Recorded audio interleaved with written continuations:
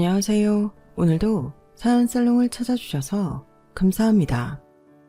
저는 지금 한남동에서 가족들과 단란하게 살고 있으면서 한 가게의 사장님으로 일하고 있는 여자입니다. 원래 평범한 직장 생활을 하다가 결혼하고 애 키우면서 가정에 충실하고 내조하면서 살 줄 알았는데 인생이 자기 마음대로 되는 것이 아니더군요. 제가 이렇게 사장 소리 들으며 살 줄은. 이 모든 것이 남편과 시댁의 역사와 관련이 깊답니다. 지금부터 그 흥미로운 이야기를 들려드릴게요. 저와 남편은 사내 연애로 만난 사이예요. 저희는 꽤 이름 있는 중견기업에서 같이 일했는데 부서가 같지는 않았어요. 한 번은 다른 부서인 그이와 협업해서 해결해야 하는 일이 있었어요. 일 때문에 메신저로 수시로 대화를 했고 업무 시간, 어쩔 때는 퇴근 후에도 만나서 일 얘기를 하게 되었죠. 당시 그 일 자체로 몇 개의 부서가 존폐의 기로에 서 있었기 때문에 뭐 하나 대충 할 수 없었어요. 우리 둘은 일에 있어서 진심이었고 해결될 때까지 적지 않은 시간을 함께 보내게 되었어요. 협업일이 잘 해결되어 끝나자 누가 먼저랄 것도 없이 서로에게 고백을 했어요. 저도 그이도 오랜 시간 함께하면서 동료애, 이상의 것을 느꼈던 거겠죠. 착하고 선한 인상의 그는 사적인 대화를 나누면 나눌수록 더 속이 깊고 진중한 사람이더군요. 책임감도 강하고 누가 봐도 올바른 사나이였죠. 연애 경험이 별로 없었던 저는 이 사람을 놓치면 안 될 것 같아서 제가 더 적극적으로 다가갔어요. 부모님께 인사드리고 싶다는 말도 결혼하자는 말도 제가 다 먼저 했어요. 제 성화에 결혼은 일사천리로 진행되었고 저희 부모님은 기가 차하셨죠. 예, 고화정. 누가 보면 네가 그 집 딸인 줄 알겠다. 결혼이 뭐가 그리 좋다고 맨날 저렇게 하루 종일 실쭉 웃어댄다니. 딸년도 키워봤자 소용없네. 남들은 노처녀 딸내미 시집 못 보내서 안달이라는데 나는 내가 알아서 딱딱 해갖고 결혼하겠다는데 잘해도 뭐라 그래 엄마는. 그 남자애가 그렇게 좋냐? 좋다마다 빨리 찬성씨랑 살고 싶은데? 으휴. 저는 남편이 될 그이한테 아주 푹 빠져 있었고 나만의 또 다른 가족이 생긴다는 생각에 하루하루가 즐거웠어요. 남편의 아버지는 예전에 돌아가셨고 시어머니만 홀로 계셨는데 인품이 얼마나 좋으신지 제가 친구들에게 들어오던 고약한 시어머니의 모습이 전혀 아니었어요. 제가 뭘 해도 그래 그렇게 하렴. 화정이 네가 편하고 좋을 대로 하면 됐지. 난 다 괜찮다 라고 하시며 너그러운 표정을 지으시고는 하셨어요. 남편의 선하고 배려심 깊은 인성은 어머님께 고스란히 물려받은 것 같았어요. 시어머니까지 이렇게 좋은 분을 만나게 되니 앞으로 저의 결혼 생활에는 꽃길만 펼쳐져 있을 것 같았어요. 하지만 그 꿈은 결혼식 당일에 바사삭 깨지긴 했지만요. 저는 그날 제 인생에서 한 번도 본 적 없는 무례한 사람들을 만나게 됐어요. 남편에게는 배다른 남동생 둘이 있다고 했어요. 동생들 얘기할 때 그의 눈빛이 너무 슬퍼 보여서 다른 사연은 묻지 않았어요. 언젠가 남편이 웃는 얼굴로 얘기해 줄 때까지 기다리기로 했어요. 배다른 동생들이라고 해서 대충 짐작은 했지만 저는 결혼 전까지 한 번도 그들을 만나지 못했어요. 찬성씨, 그래도 결혼 전에 식사는 한번 해야 되는 거 아니야? 동생들도 다 결혼해서 애도 있다며. 그쪽이랑도 같은 식구가 되는 건데 얼굴도 모르고 결혼식을 올리는 건 좀 아닌 것 같아서. 알았어. 지난번에 한번 같이 보자 했는데 바쁘다고 미루더라고. 이번에 다시 한번 얘기는 해볼게. 그런데 큰 기대는 하지 마. 나도 동생들이나 그 식구들이랑 밥 먹은 게 언제였는지 기억도 안 나거든. 결국 저 역시 동생 2명과 그 식구들을 만나지 못했고 결혼식 날이 되어서야 대면을 하게 된 것이에요. 열, 식장 으리으리하네. 찬성이 형, 돈 좀 썼겠는데? 그러니까 밥도 겁나 맛있겠네. 결혼식 주로하니까 밥부터 먼저 줘주고 오자. 아빠, 나 배고파. 신부 대기실에서도 다 들릴 정도로 쩌렁쩌렁 시끄러운 목소리로 남녀, 아이가 섞여서 이야기를 하더군요. 다른 하객들도 눈살을 찌푸리며 누구인지 쳐다보는 느낌이었어요. 결혼식은 무사히 끝났고 하객들이 식사하는 장소에 가서 한 분 한 분 인사를 드리는 시간이었어요. 그러다 한 테이블에 도착하자 남편의 얼굴이 급격하게 굳는 게 보였어요.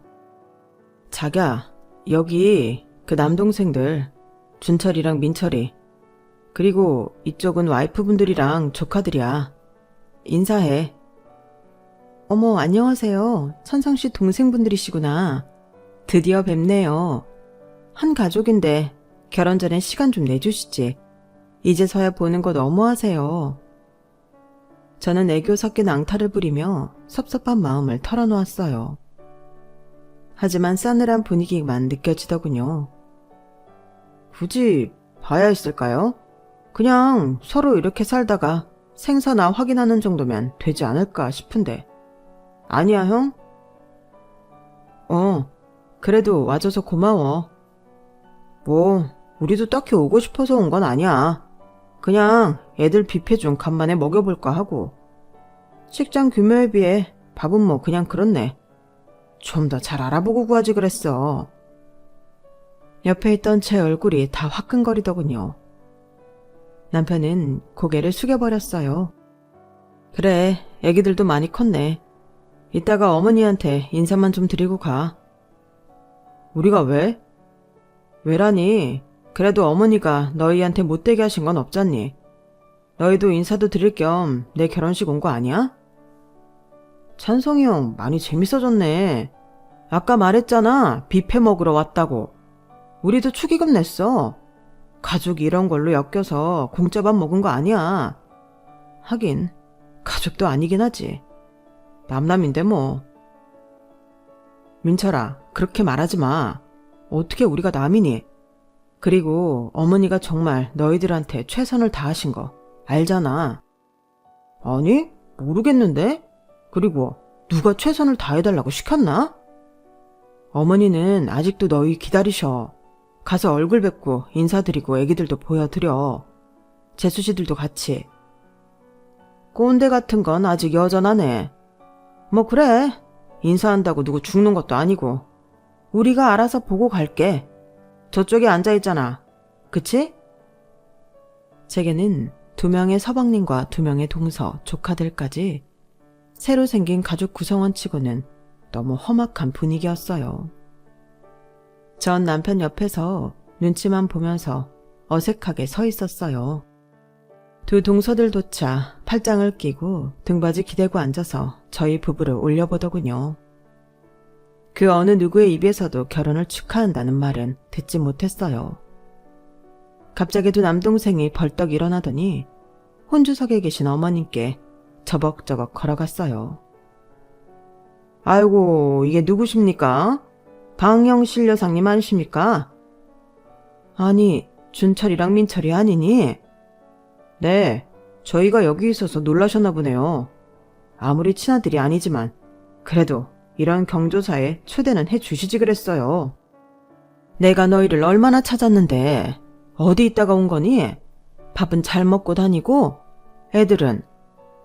이거 원 눈물 없이는 못 보겠네. 피도 안 섞인 새끼들 걱정하는 척 하려니 힘드시죠? 저희 얼른 꺼져 드릴게요. 준철아, 무슨 말을 그렇게 하니? 오랜만에 나타나서 왜 또 그렇게 모진 말을 하는 거야? 우리 집에 가자. 내가 따뜻한 밥 한 끼 해줄게. 됐슈. 찬성이 형이나 계속 해다 먹여요. 불청객들은 이만 빠져드릴 테니. 그럼 이거 애기들 용돈이라도 갖다 주렴. 멀찍이 서 있는데도 서방님이라는 작자들의 비꼬는 말투와 쩔쩔매는 어머님이 다 보였어요. 제 앞에 동서들은 그 모습을 보면서 낄낄대고 있었고요. 저는 황당하기 짝이 없었어요. 도대체 뭐 이런 무례한 사람들이 있는지, 남편과 시어머니는 또 왜 아무 말도 못하는 건지. 가자. 여기 밥 그지 같네. 결혼이나 하니까 이런 거 먹으러 오지. 그냥 사 먹었으면 겁나 억울할 뻔했네. 결국 그 동생들 가족은 갈 때까지 시끄러운 목소리로 분위기를 흐리고 나갔어요. 나가고 나서 다른 하객들의 수군거림이 다 들리더군요. 남편은 어색한 미소를 지으며 다른 테이블을 계속 돌면서 인사를 했고, 저 멀리 계신 어머니는 침통한 표정으로 앉아 계셨어요. 이게 도대체 무슨 상황인지 파악이 안 되더군요. 결혼식이 다 끝나고 피곤한 몸을 이끌고 집으로 돌아왔어요. 하지만 마무리해야 할 일이 있었죠. 자기야, 나 계속 궁금해서 죽는 줄 알았어. 그 배다른 동생들 도대체 뭐야? 축하를 해주러 온 게 아니라 회방 놓고 진상짓 하러 온 거던데. 얘기 좀 해봐. 자기랑 어머니가 그 사람들한테 뭐 잘못한 거 있어? 왜 그렇게 죄인처럼 그런 건데? 우선 장인어른이랑 장모님께 죄송하다고 꼭 좀 전해드려. 나한테 묻고 싶은 게 많으신 얼굴이시던데 그냥 보내드렸잖아. 우선 죄송하다고 말씀드리고 나중에 내가 다 설명하겠다고. 어디서부터 얘기를 해야 할까? 빨리 얘기해봐. 사실 어머니나 나는 두 동생들한테 못되게 한 건 추호도 없어. 오히려 우리가 더 희생하고 양보했으면 양보했지. 그런데 왜 그렇게 쩔쩔매? 나도 걔네한테 화날 때 많았어. 하지만 어머니가 항상 내게 동생들 잘 돌봐줘야 한다고, 불쌍한 애들이니까 잘 챙겨주라고 입버릇처럼 말씀하신 거지. 불쌍하다고? 내가 6살인가 7살 때 3살 정도 된 여동생이 하나 있었어. 원래는 아버지, 어머니다, 여동생 이렇게 4 식구였지. 그런데 여동생이 폐렴을 앓다가 그만 너무 일찍 하늘나라로 가버렸어. 뭐? 진짜? 엄마가 일부러 여동생을 아프게 한 것도 아닌데 아버지는 모든 책임을 어머니에게 돌렸어. 당신이 잘못 돌봐서 애가 죽은 거라면서. 가끔 술이 잔뜩 취하시면 아버지는 어머니에게 손찌검도 하고는 했는데 그걸 다 견디시더라고. 그냥 본인이 죄인이다 라고 생각하셨나 봐. 그렇게 슬픈 시간들이 좀 지나갔고 아버지는 새 여자를 만나기 시작했어. 그냥 지나가는 바람이면 좋았을 것을. 아버지는 결국 어머니를 내쫓았어. 그리고는 새 여자를 부인으로 앉혔어. 뭐? 미친. 욕 나와. 어머니는 그냥 그대로 내쫓기신 거야? 어머니도 기대거나 도와줄 친척 하나 없으셨거든. 게다가 딸이 죽은 건 사실이니까 죄책감을 떠안고 조용히 안주인 자를 내주셨던 거야. 자기는 어머니 따라갔어? 아니, 아버지가 죽어도 못 따라가게 했지. 너도 엄마 따라가면 여동생처럼 된다고 겁을 주고는 했어. 어머니도 아무 능력 없는데 나를 키우겠다고 주장하시지 못했지. 그렇게 나는 어머니와 생이별을 하고 내 식구가 살던 집에서 아버지, 새엄마다 이렇게 3명이 살게 된 거야. 그러다 새엄마가 연달아 아들 둘을 낳았고 그 동생들이 아까 본 준철이랑 민철이야. 그랬구나. 갑자기 식구가 엄청 늘었네. 그래서 나는 항상 뒷전이었어. 항상 동생들이 먼저였고.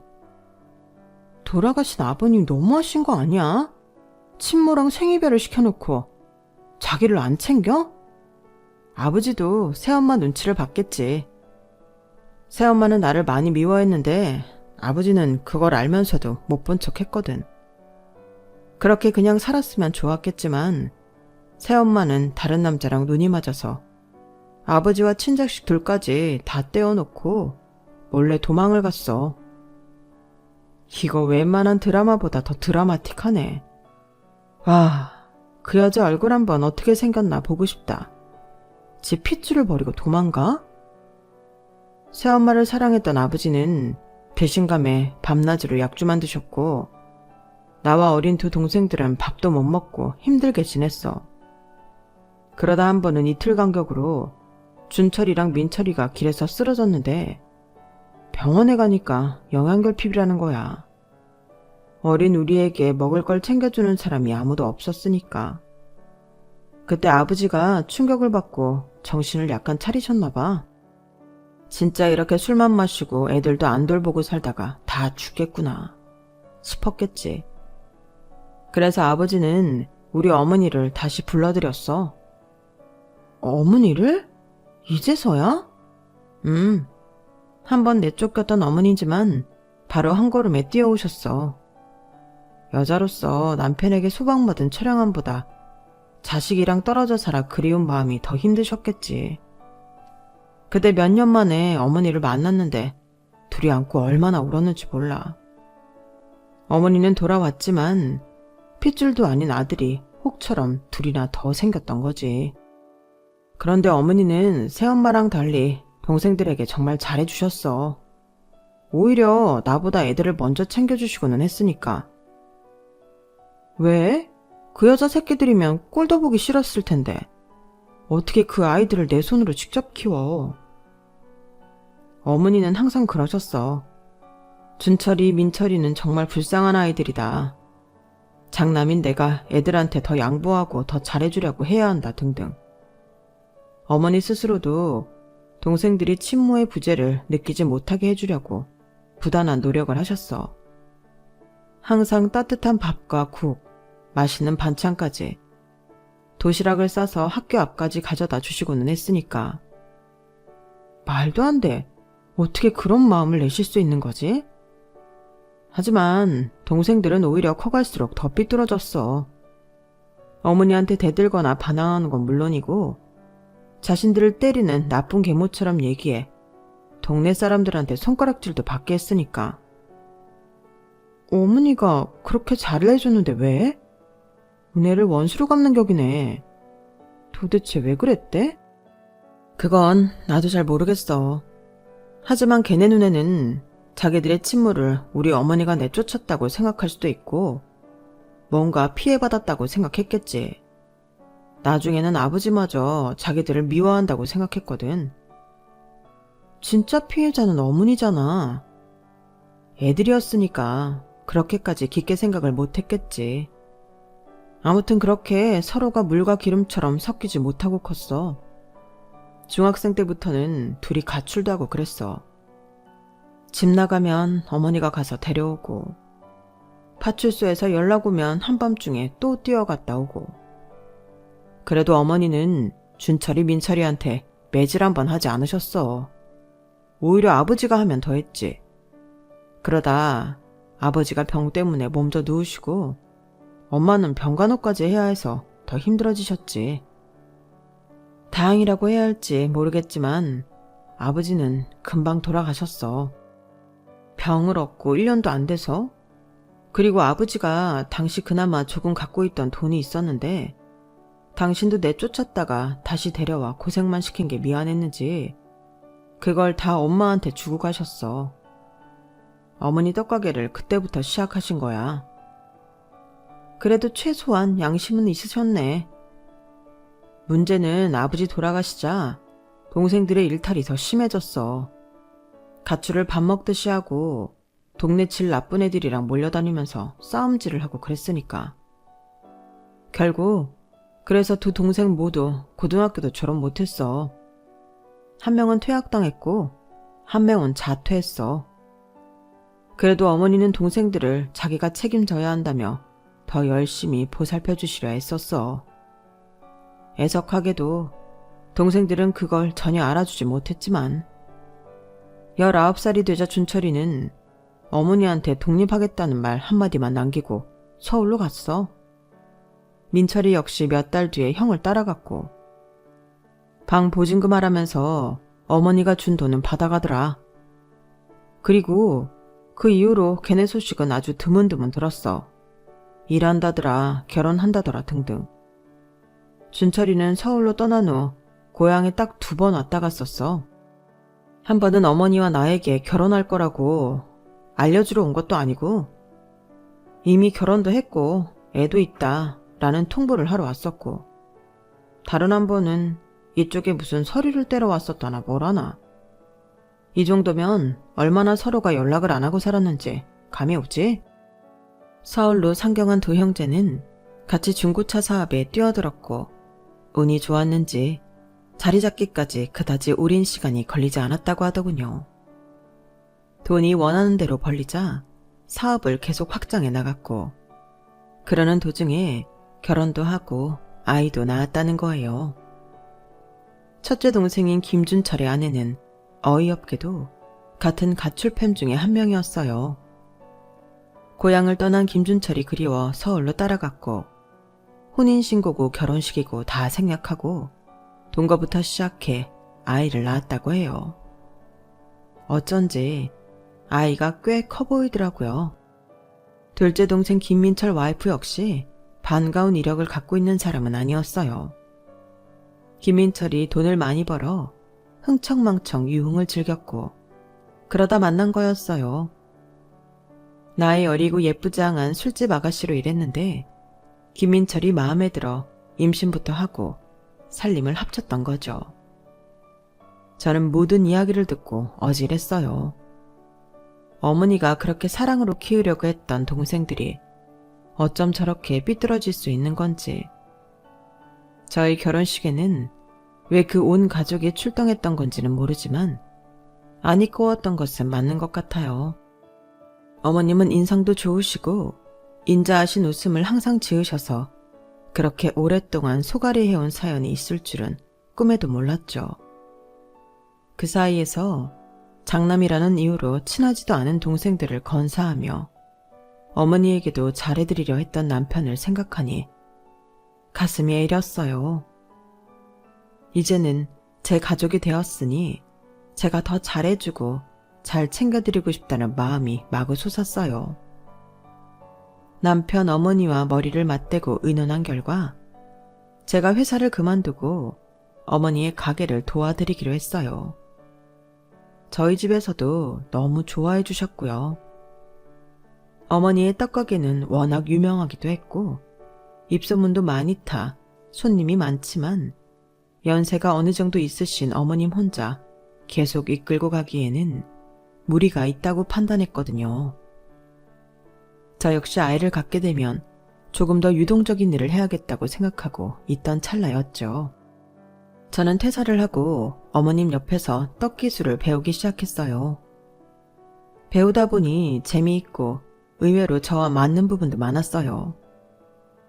저는 매일 가게에서 어머니에게 떡도 배우면서 저녁에는 제가 제빵 학원도 등록해 2가지를 병행하기 시작했어요.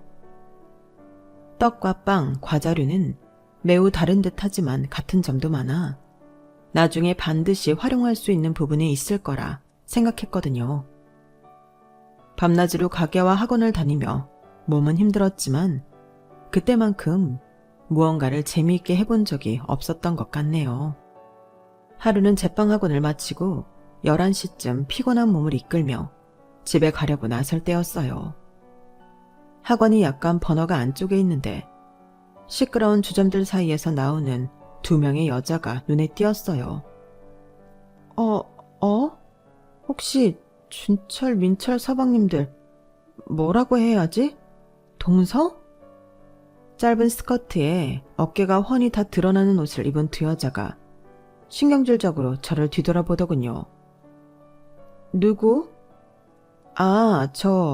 그 김찬선 씨랑 결혼한 고화정이에요. 그때 결혼식장에서 뵀었는데 기억 안 나세요?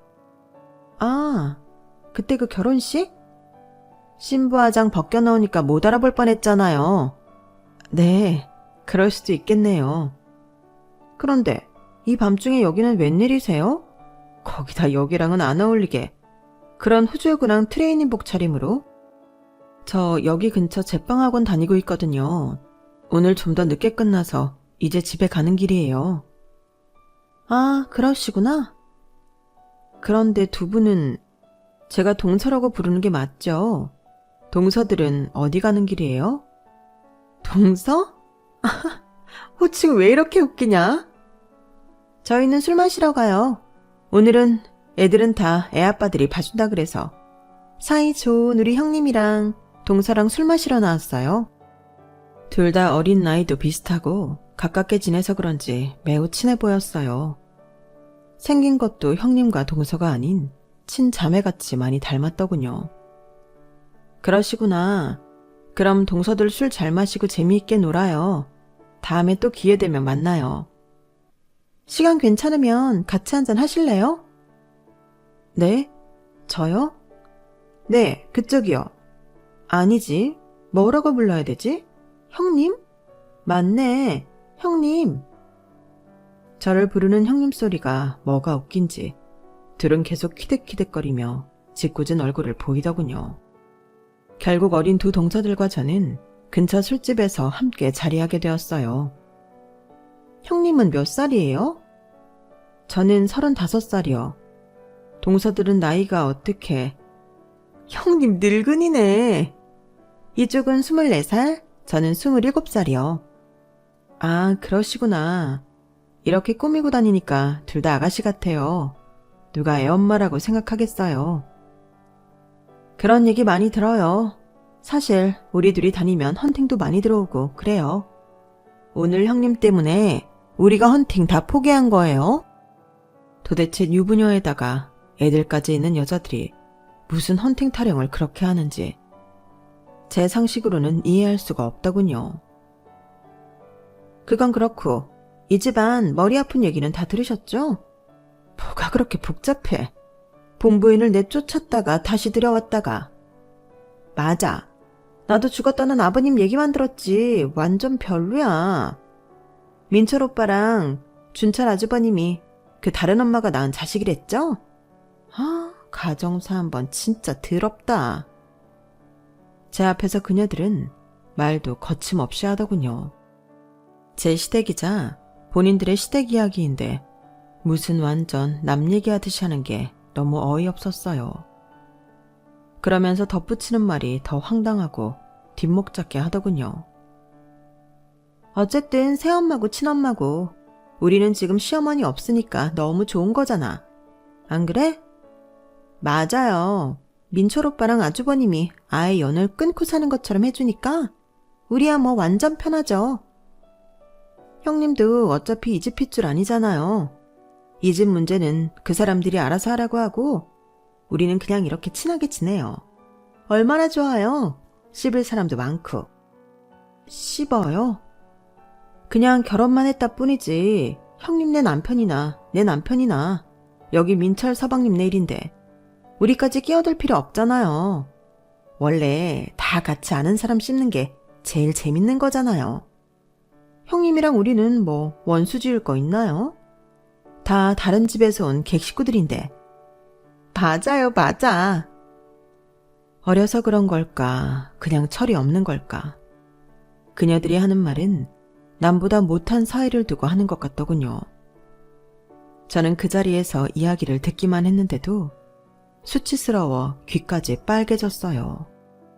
빨리 집에 돌아가고 싶었어요.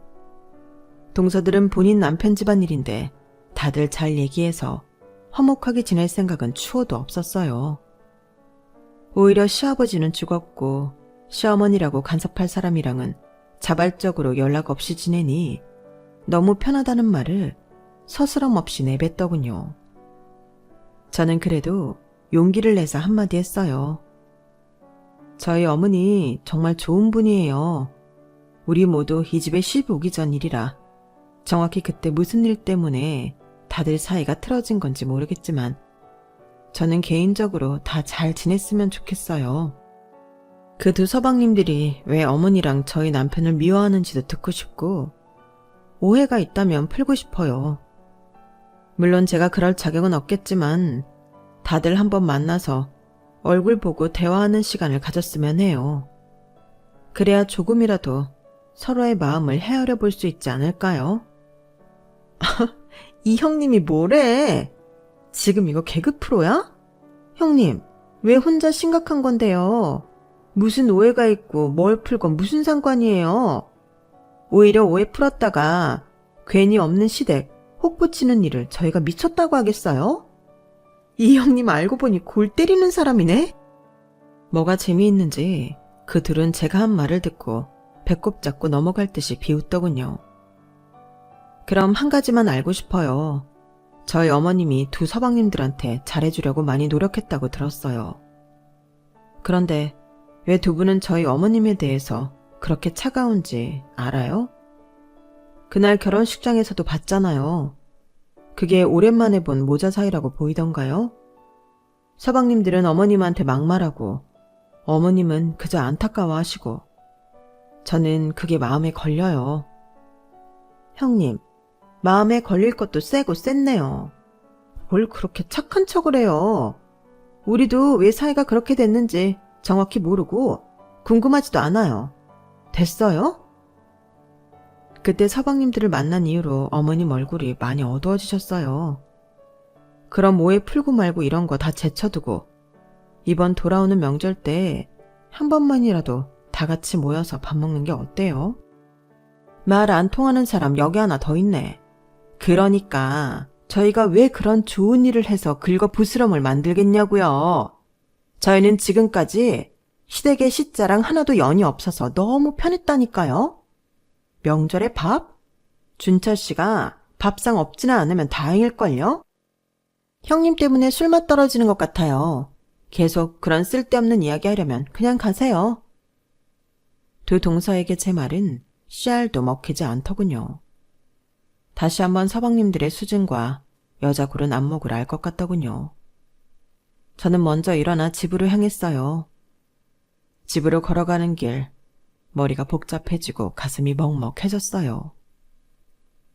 이건 정말 내가 끼어들 일이 아닌 건가? 하지만 어머님과 남편의 슬픈 얼굴을 보고 있으면 뭐라도 해야 할 것 같아. 이제는 내 가족이니까. 그들이 행복해야 나도 행복한 거니까. 하지만 하늘도 무심하시지 많은 고난을 겪어온 우리 시어머니를 끝까지 가만두지 않더군요. 어느 날 퇴근한 남편이 멍한 채로 들어오더니 곧장 울음을 터뜨렸어요. 자기야, 왜 그래? 갑자기 왜 울어? 화정아, 어떡하면 좋아. 어머니가 3개월도 안 남았대. 뭐? 3개월도 안 남았다니 무슨 소리야? 병원에서 시한부 판정 받으셨어. 뭐? 스트레스 때문에 몸이 가라앉고 머리가 계속 아픈가 보다 하고 넘기셨다는데 지금 온몸에 퍼져서 손도 쓸 수 없대. 그것도 길어야 3, 4개월이고 더 앞당겨질 수도 있대. 우리 어머니 평생 고생 많으시다가 이제 나도 결혼하고 손주 보면서 즐겁게 보내실 날만 남았다고 생각했는데 이렇게 허무하게 인생이 끝날 수 있는 거야? 울지 마, 자기야. 뭔가 방법이 있을 거야. 하지만 수술을 한다 해도 희생 가능성이 5% 미만이라는 의사의 소리에 또 한 번 절망을 마주했어요. 그런데 오히려 어머니는 아주 차분한 얼굴이었어요. 하루가 다르게 병세가 나빠지고 생명이 빠져나가는 게 실시간으로 보였어요. 어머니, 어디 불편하세요? 물 좀 드릴까요? 아니, 너한테 참 고맙고 미안해. 이렇게 한 가족이 된 지 얼마 안 됐는데 장례를 치르게 해서 미안해. 어머니, 그런 말씀 마세요. 기운 내시고 희망 가지셔야 해요. 포기하지 마세요. 너희에게 줄 건 내가 이미 다 정리해놨단다. 그런데 준철이랑 민철이가 여전히 내 마음에 걸려. 내가 낳은 애들은 아니지만 걔네 역시 친엄마가 사라지면서 얼마나 하늘이 무너지는 경험을 했겠니?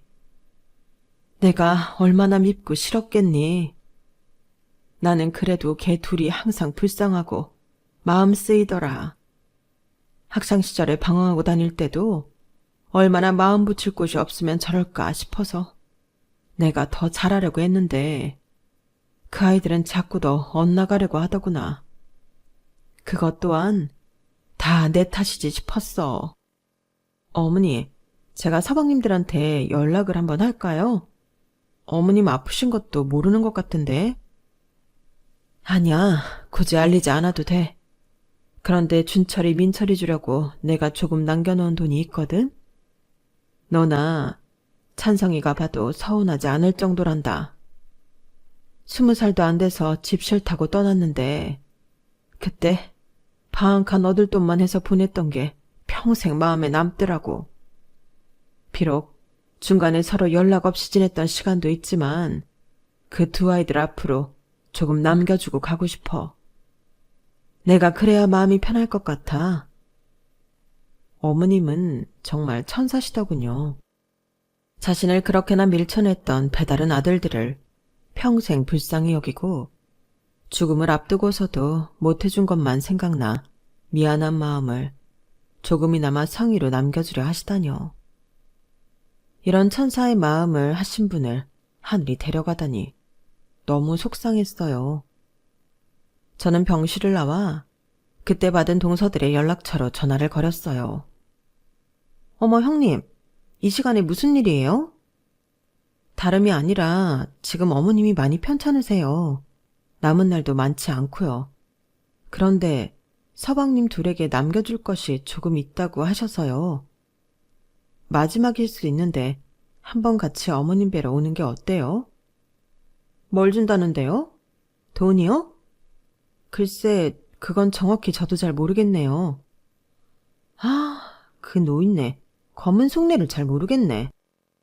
네? 뭐라고요? 그깟 푼돈 좀 쥐어주고 뭐 남은 여생 너희랑 잘 살아보자 하시려고요? 아님 그거 주고 매년 우리 보고 제사라도 지내라고 하려고요?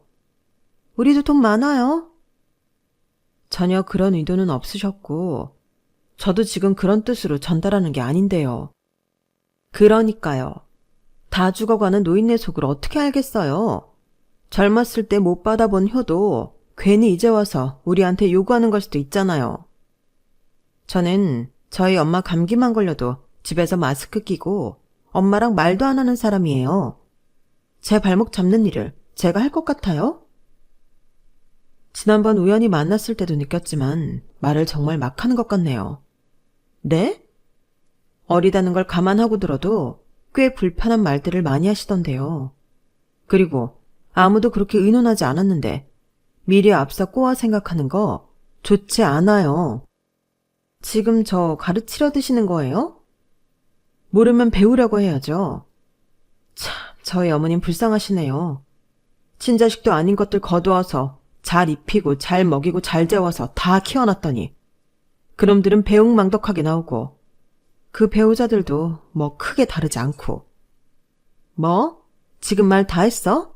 형님 해주니까 이게 진짜 내 윗사람인 줄 아나? 아니요. 나도 그쪽 같은 동서 진짜 있었으면 큰일 날 뻔했네요. 이렇게 손절하고 사니까 얼마나 다행인지 몰라요. 앞으로 어디서 어떻게 뭐 하면서 사는지 궁금하지도 않겠지만 우리 최소한 인간적 도리는 하고 삽시다.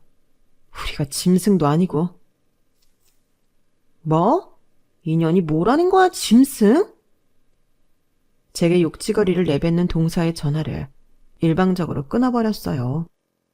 죽음을 앞두고 계신 시어머니가 그것도 자기들한테 주실 게 있으니 한번 보자 라고 한 걸 그렇게 안 입곱게 들을 일인가요? 도대체 저 사람들은 세상을 어떻게 살고 있는 걸까요? 전화를 끊고도 한참 동안 온몸이 부들부들 떨리더군요. 나는 이렇게 한 번도 힘든데 어머님은 이걸 그 긴 세월 동안 어떻게 참아내셨는지 가늠도 할 수가 없었어요.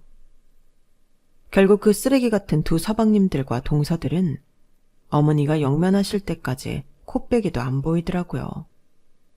더 싫은 건 본인들은 오지도 않은 채 다른 사람 편에 각자 조의금 5만 원씩을 봉투에 넣어 보냈더군요. 어머님이 그들에게 해준 게 얼마인데 얼굴도 안 비치고 5만 원이라뇨. 제가 더 화가 나 미칠 것 같았어요. 어머니를 보내드리고 저와 남편은 한동안 슬픔에 잠겨 있었어요. 그리고 2달 뒤 저희는 어머님이 물려주신 한남동 집으로 이사를 했어요. 아늑한 앞마당과 3층까지라서 굉장히 넓은 고급 주택이었는데 어머님이 혼자 사시던 곳이었죠. 저희는 그 집을 팔지 않고 들어가 살기로 했어요. 어머니는 집을 물려주시면서 팔아도 된다고 하셨었지만 이 집에 있으면 따뜻한 어머님의 온기가 느껴지는 것 같아 그냥 저희가 들어왔던 거죠. 거주 문제가 해결되자 빚을 모두 청산할 수 있게 되었어요. 그 다음부터는 모든 일이 일사천리였어요. 생전에 어머님이 알려주신 떡 기술과 제가 따로 배웠던 제과제빵을 응용해 기존 어머님 가게 자리에서 매장을 재오픈했거든요. 저는 한국스러우면서도 퓨전이 섞인 떡과 빵의 하모니 메뉴를 개발하게 되었어요. 다행히 반응이 너무 좋았고 전국 각지에서 밀려드는 주문 때문에 몸이 10개라도 모자랐어요. 배달만 하지 말고 매장을 오픈해달라는 요구가 쇄도하면서 옆 건물에 자리에서 먹을 수 있는 카페를 지금 리모델링 하고 있고요. 남편 역시 회사를 그만두고 제 일을 도와주고 있으니 말 안 해도 아시겠죠.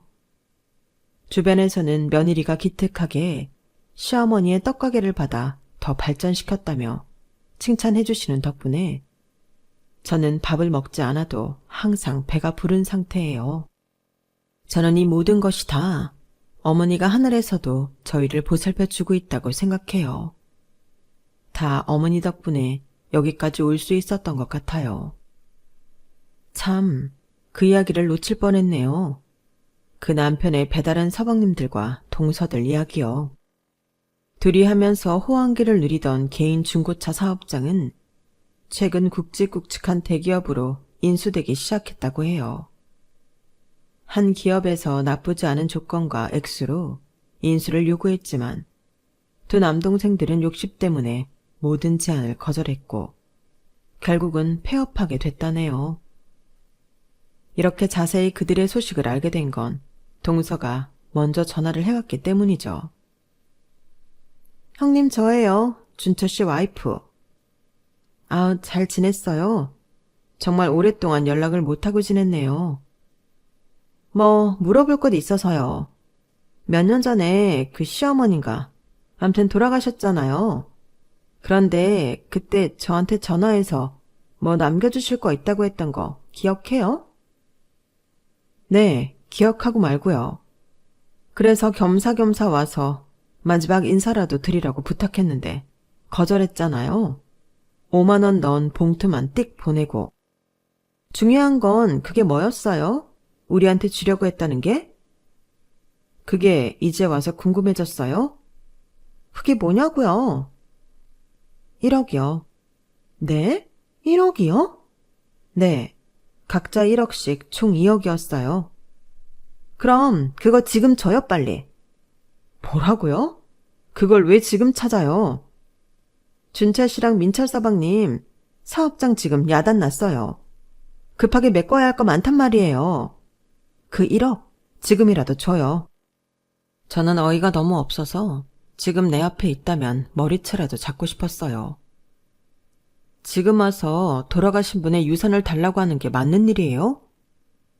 맞는지 어떤지는 모르겠고 어쨌든 우리 주려고 남겨놨던 거라면서요. 지금 달라고요.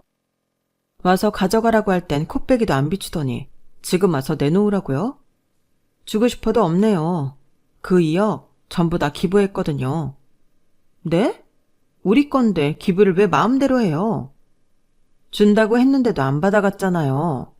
우리는 뭐 어머님이 사시던 한남동 고급 주택이랑 장사하시던 자리 주셨으니까 그냥 그걸로 너무 감사해서요. 그 2억은 어차피 우리 돈 아니었던 거니까 어머니 이름으로 단체에 기부했다고요. 이런 미친? 진짜 미친년은 누구인지 전화 끊고 잘 생각해보세요. 키워준 은혜 모르고 날뛰었던 남자 새끼들이나 머리 빈짓거리 하면서 같이 사는 니년들이나 닥쳤던 개 됐네요. 전화 이만 끊을게요. 그게 마지막 통화였고 여기까지가 제 스토리랍니다. 쓰다 보니 인자하셨던 어머님이 보고 싶네요. 어머님, 지금 거기서도 잘 지내고 계시죠? 지금까지 들어주셔서 너무 감사해요. 건강하시고 지금보다 내일이 더 행복하자고요. 여러분, 사연 댓글에 응원과 현명한 조언 부탁드려요. 좋아요와 구독은 저에게 큰 힘이 됩니다.